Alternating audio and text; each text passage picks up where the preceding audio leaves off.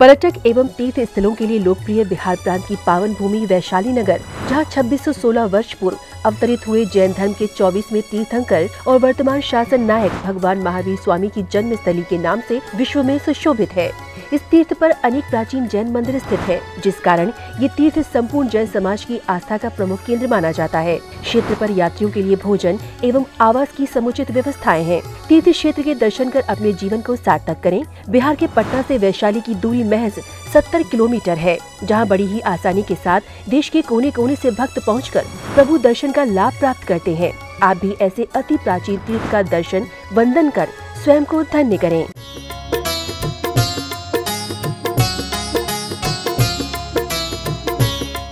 मंगलम भगवान वीरो मंगलम गौतमो गणे मंगलम कुंद कुंदाद्यो जैन धर्मोस्तु मंगलम जीव धर्मोस्तु मंगलम।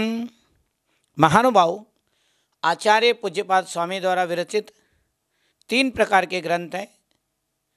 मन शुद्धि, वचन शुद्धि और काय शुद्धि के लिए।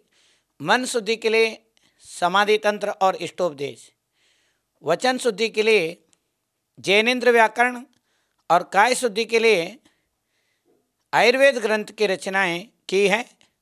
और आचार्य पूज्यपाद स्वामी के द्वारा रचित ये इष्टोपदेश ग्रंथ हैं। इसमें हम लोग 47वें श्लोक के बारे में चर्चा कर रहे हैं। आचार्य कहते हैं, आत्मानुष्ठान निष्ठस्य व्यवहार बहिस्थिते जायते परमानंदः कश्चिद् योगेन योगिनः। कितने सुंदर बात बता रहे हैं। व्यवहार से, जो व्यवहार चरित्र से बहिस्थिते, बाहर ठहरे हुए, मतलब व्यवहार चरित्र से ऊपर उठ गए हैं, ऐसे आत्मानुष्ठान, जो आत्मा के ध्यान में, अनुष्ठान का यहाँ अर्थ ध्यान है। अनुष्ठान का अर्थ पूजा भी होता है, अनुष्ठान का अर्थ ध्यान भी होता है, अनुष्ठान का अर्थ योग भी होता है। उत्कृष्ट योग जो होता है, जो मनोयोग, वचन योग, काय योग, मन वचन काय के जो हलचल को शांत करके उसके अंदर जो चंचलता है, उस चंचलता को धीरे धीरे स्थिर करके ये मन से ऊपर उठ करके मन में आने वाले विचार जो हैं वो शांत हो जाते हैं और शरीर शांत हो जाता है, वचन योग भी शांत हो जाते हैं। ऐसे अवस्था में उसको आत्मानुष्ठान बोलते हैं। उस आत्मानुष्ठान में जो निष्ठ है, लवलीन है, आत्मा के ध्यान में ही लवलीन है, वो अनुष्ठान है। उस अनुष्ठान में योगिनः योगेन, योगी अपने योग के द्वारा, योग का अर्थ यहाँ पर अंतरात्मा को परमात्मा से जोड़ना, अंतरात्मा के द्वारा परमात्मा का अनुभव करना। ऐसे अवस्था में योगी योगेन, वो ध्यान के द्वारा कश्चित, कोई, कश्चित का मतलब कोई इस प्रकार का परमानंदः, परम आनंद को, जायते परमानंदः कश्चित् योगेन योगिनः, किसी खास योग के द्वारा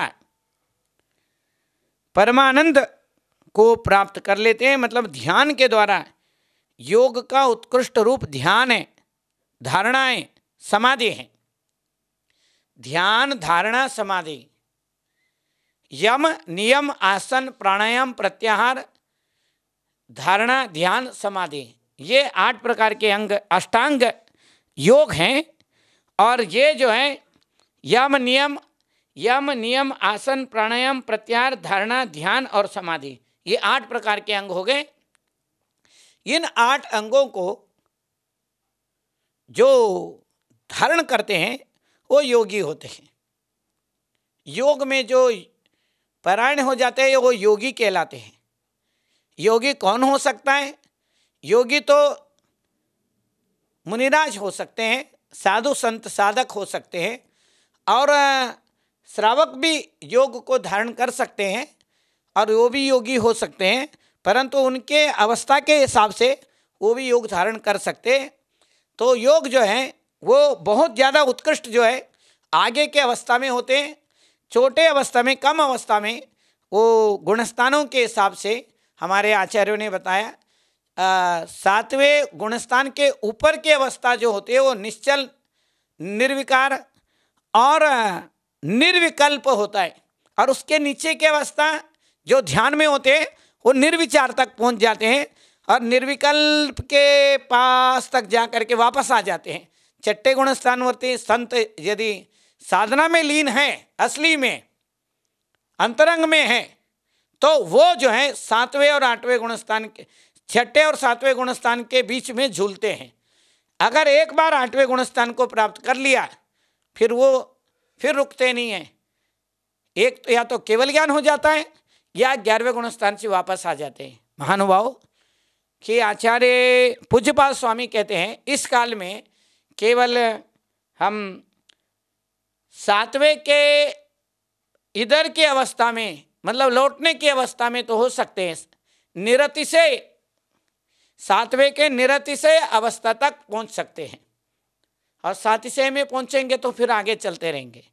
महानुभाव, आत्मानुष्ठान निष्ठस्य व्यवहार बहिस्थिते जायते अध्यात्म योगेन जायते परमानंदः कश्चिद् योगेन योगिनः। जायते परमानंदः कश्चिद् योगेन योगिनः,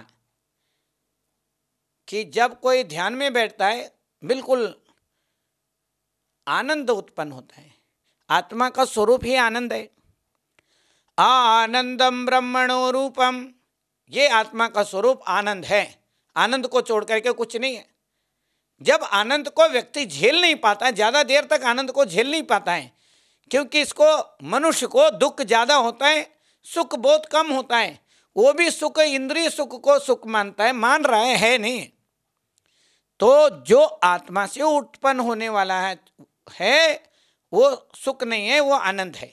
उसी आनंद को तो अनंत सुख भी बोल सकते हैं। अनंत सुख का संज्ञा दे रखे हैं। और ये इंद्रियों का सुख जो है, सुख के नाम से है तो दुख ही। दुख कोई सुख मान लेते हैं। मान लो तुम्हारे पास 10 किलो सोना है, मानने में क्या दिक्कत है? झगड़ा तो मानने नहीं मानने के है ना, है नहीं। सपोज मान लो, वो गणित में भी बोलता है, सपोज तुम्हारे पास 10 करोड़ रुपया है। वो बच्चा बोलता है मैम मेरे पास तो 10 रुपया भी नहीं है, तुम तो 10 करोड़ की बात कर रहे हैं। अरे मान लो, मानने में क्या दिक्कत है? कि मानने के तो दुनिया है, माने तो भगवान है, नहीं तो पत्थर है। मानने की तो बात है। तो ये जो आचार्य बता रहे ये मानने करने के नहीं है, ये अनुभव करने के हैं। ये करने के नहीं, होने के।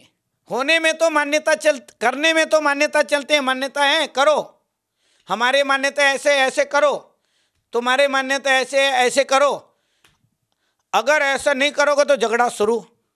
मंदिर में फलाने जने आ सकते हैं, है पुरुष ही कर सकते, महिला नहीं कर सकते, महिला कर सकते, पुरुष कर सकते, झगड़ा है।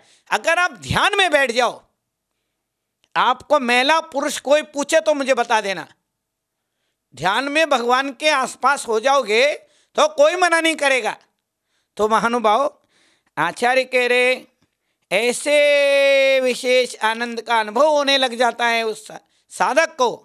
यदि आप भी शांति से बैठे तो आपको भी आनंद का अनुभव आना शुरू हो जाता है। आनंद तो हर समय, सूरज में तो धूप तो हर समय है, परंतु कोई बाहर जा कर के बैठे तो, घर में बैठे रहेंगे, ऑफिस में बैठे रहेंगे, दुबक के बैठेंगे तो विटामिन डी तो मिलने वाला नहीं। कैसे मिलेगा बताइए? 90% 95% डॉक्टरों के विटामिन डी की कमी है। डॉक्टरों के बता रहा हूं मैं, डॉक्टरों के, आम आदमी के नहीं।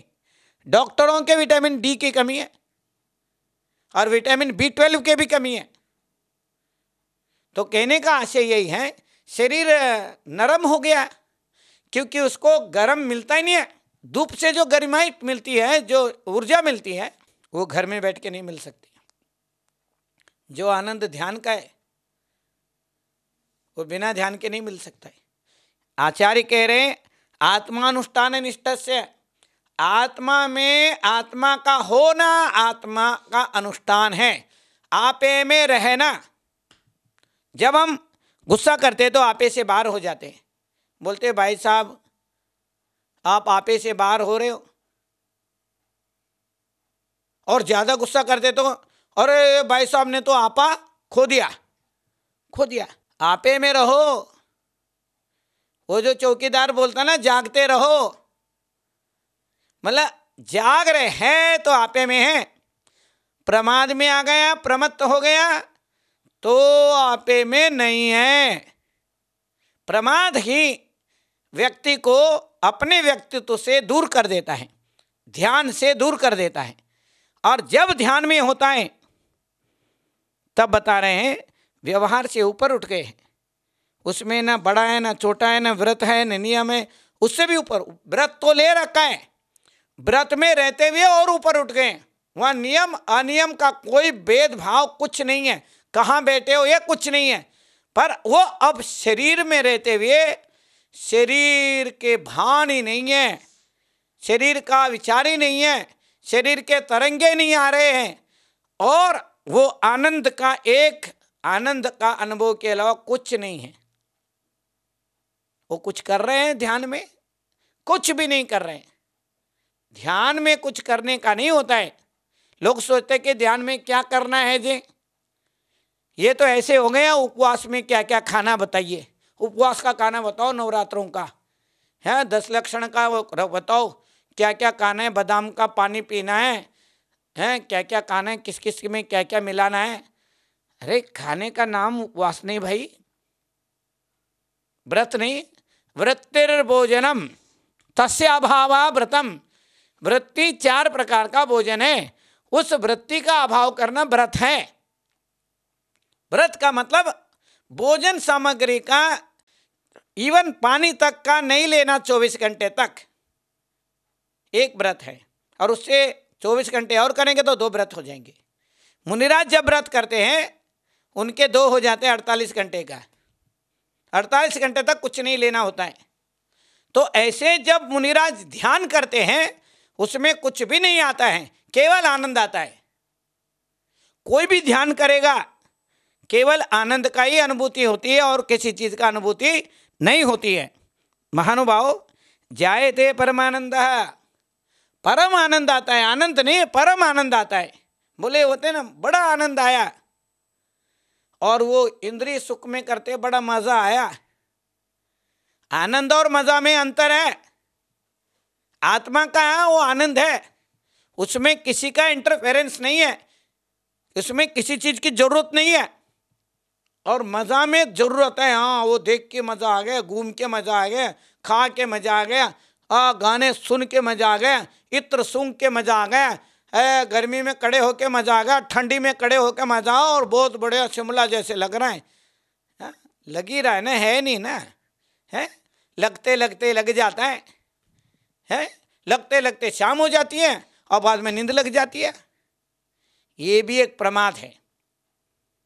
प्रमाद में जीवों का घात होने लग जाता है, उसी का नाम है हिंसा है। अप्रमत्त रहना, जागते रहना, अवेयरनेस रहना, अंदर से जागृति रहना, अंतर जागरण का नाम ध्यान है। ध्यान और सोने में कोई अंतर नहीं है, उसमें भी शरीर सो जाता है और ध्यान में भी शरीर सो जाता है, और उसमें पूरा व्यक्ति सो जाता है, पता नहीं रहता कहाँ गया। ध्यान में स्वयं सब जागृति रहती है, स्वयं का आनंद रहता है। ऐसे अवस्था जिसमें विचार शांत हो गए हैं, केवल एक अग्र में स्थिर हो गए हैं, उस स्थिरता में आनंद के अलावा कुछ नहीं है, केवल परम आनंद। आनंदः जायते कश्चित् योगेन योगिनः। किसी खास योग से योगी को परम आनंद का अनुभव हो रहा है। किसी खास योग का मतलब बहिरात्म तत्व को छोड़ करके और बाह्य चारित्र से ऊपर उठ करके कि उसमें 5 महाव्रत, 5 समिति, 3 गुप्ती, ये सारे जितने भी हैं 7 विशेष गुण हैं, ये सारे 28 मूल गुण से उनका कोई लेना देना नहीं है, उससे ऊपर उठ गए हैं। अगर प्रमाद है तो मूल गुण लागू हो जाते हैं, प्रमाद से थोड़ा ऊपर उठ जाते, ध्यान में हो जाते, सामायिक में हो जाते, कायोत्सर्ग में हो जाते, तो तब ये कोई भी मूल गुण का उसमें संबंध होता ही नहीं है, तब वो प्रमाद ही नहीं है, तो दोष नहीं है। दोष है तो व्रत है, दोषों से बचने के लिए व्रत हैं। अगर दोष है ही नहीं, निर्दोष हो गए हैं, निर्विचार हो गए हैं, ऐसे समय में बिल्कुल अलग से एक अपूर्व आनंद का अनुभव होता है। उस अपूर्व आनंद का अनुभव करने का नाम जो है वो अनुष्ठान है, आत्मानुष्ठान है, आध्यात्मिक अनुष्ठान है। ये स्वयं को स्वयं में निहारना, स्वयं को स्वयं में देखना और स्वयं को स्वयं में पाना, यही आत्मा का एक अनुष्ठान है। स्वयं का अनुशासन स्वयं में होना, स्वतंत्र होना। स्व का मतलब आत्मा, तंत्र का मतलब अनुशासन। आत्मा का, आत्मा के द्वारा आत्मा के लिए किया जाने वाला आनंद का अनुष्ठान स्वतंत्र है। उसमें पर कोई भी 5 इंद्रियां नहीं है, मनोयोग, वचन योग, काय योग नहीं है, सारे योगों को शांत कर रखा है, निर्मल कर रखा है। ऐसी अवस्था एक बहुत श्रेष्ठ, उत्कृष्ट, अपूर्व, परम आनंद को आचार्य कहते हैं कि ये आत्मा का एक निष्ठता है, उसका फल है। आत्मा में एकाग्रता का फल है। केवल आत्मा का एक लक्ष्य बना लिया, एक गोल बना लिया, एक सेंटर बना लिया, और उस आत्मा को छोड़ करके शरीर है, बाहर के सारे चीजें हैं, कुछ नहीं है। महानुभाव, जब हम सांसें लेते हैं, सांस की आवाज़ भी बंद हो जाती है, हार्ट के धड़कन भी बंद हो रही हैं, अरे सारे चल रहा है सारे, परंतु उधर ध्यान नहीं है। कभी आप लोग भी कोई काम करते तो इधर उधर का ध्यान नहीं रहता है, अपने में मस्त हो जाते हैं। कहने का आशय ये है, जैसे बाहर भी हम लोग किसी चीज़ का ध्यान करते हैं, उसी तरीके से आत्मा का ध्यान करना है।